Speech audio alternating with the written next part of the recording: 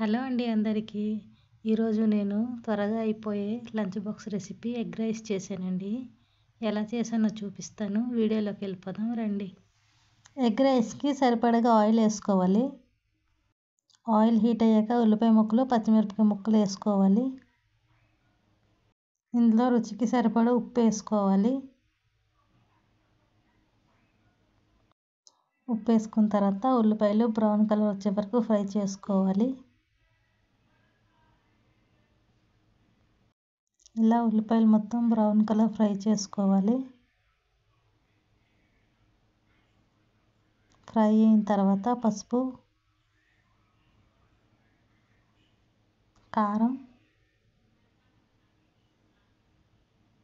వేసుకొని బాగా కలుపుకోవాలి.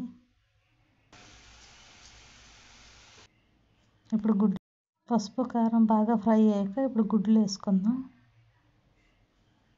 నేను ఎగ్ రైస్ కోసం 2 గుడ్లు తీసుకున్నాను.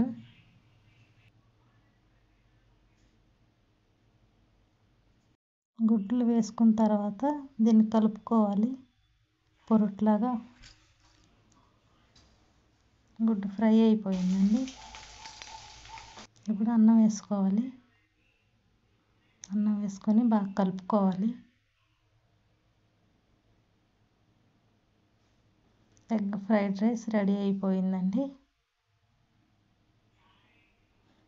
ఉప్పు చూసుకొని ఉప్పు వేసుకోవాలి. కొద్దిగా అరోమేట్ పౌడర్ వేసుకుంటే రుచి చాలా బాగుంటుంది. రెడీ అయిపోయిందండి. వడ్డించుకొని తినేయడమే.